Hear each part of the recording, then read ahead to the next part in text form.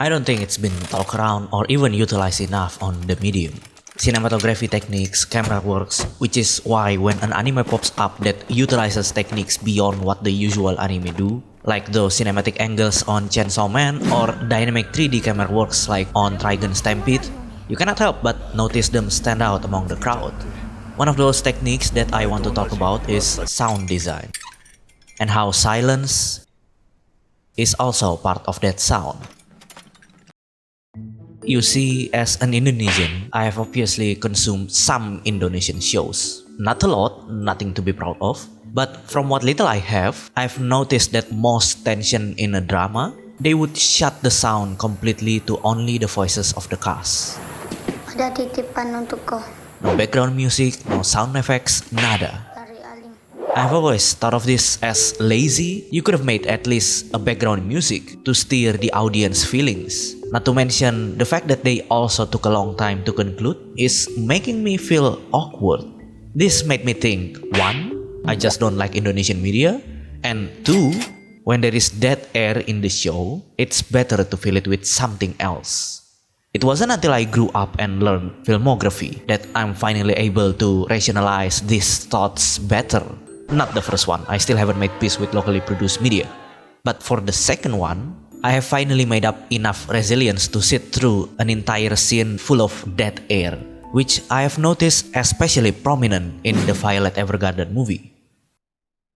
It is insane to me that there is even a still frame for straight up 5+ seconds. But with me going in with a lot more open mind, I realized that this scene of the animators finally getting some rest isn't just there to give the animators a break.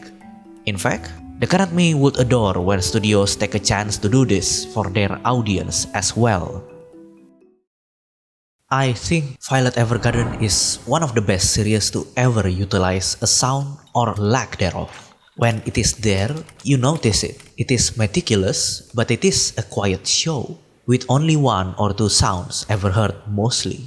If I were to compare, it is the exact opposite of David Production. In the case of David Production, with the action genre they are known for, it makes sense that they would go overboard with the sounds. They want the movement to feel heavy, they want to make the movement feel dynamic, they want to make the punches feel alive. The hefty sounds are what differentiates a high tension scene Shut your mouth! and not. What? But didn't I just... But not all anime need to feel alive. If I were to put it in an analogy, KyoAni's Violet Evergarden sounds are like an audio version of negative space in visual. Negative space is when you utilize an empty space more so than the subject. The reason for this is to create a sense of magnitude. As well, here's the kicker, to make a contrast for the main subject. When you watch the movie, and by extension the series, most of the time it would be quiet. This elevates the little sound that they use, the sounds that are typically in the background, to be the main focus. It perked our ear so that when it was there, even for a split second, we would notice it. Rather than trying to blend in with the background, they gave focus to it by contrasting it with the usual silence.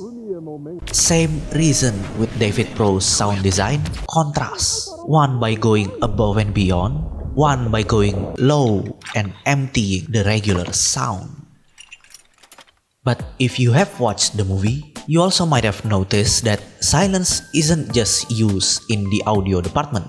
It exists also in the visual department, like I have touched on before, but also used in a way cinematically, in the sense of pacing. God, this anime is just a full set of artistic piece. Audio-wise, it creates a focus on what little sound they have. Visual-wise, it creates a focus on the main subject.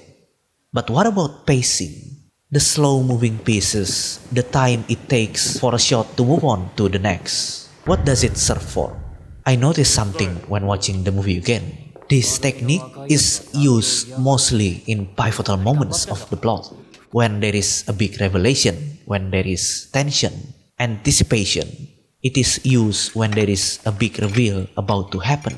We know, the audience knows it's about to drop. But the movie held the information back just a few more seconds.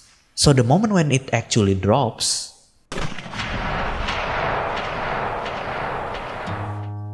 it floats like a water gate being opened. Holding back empty spaces like this is also good, not only to create anticipation, but to also create some sort of breathing space. In a movie where the audience cannot control the pacing in which the story advances, as an interactive media would, it is very easy for them to be overwhelmed if they are being rained a bunch of information. These spaces are good to give a momentary thinking space, whether consciously or subconsciously, letting them breathe so they can be ready to go to the next chapter to process what already happened. I personally think this is very underused. Just letting your audience soak in your story, in the magnificent visual, just to let us be in the moment. A lot of modern media piece always tries to get your attention, that they won't let any room just to be empty. Emptiness isn't necessarily a bad thing, just like negative space that utilizes empty space, or contrasting what little audio you have with silence, or creating a quiet breathing room to let your mind flow. Even in a real-life scenario, silence can be comforting. But then again, you cannot just use silence or emptiness haphazardly. And that is where Violet Evergarden movie stands out among the crowd as one of the best that utilizes such techniques to the fullest with clear directions. And yeah, that's all from me. If you enjoyed the video, smash like, subscribe. Thank you for watching, and I'll see you later.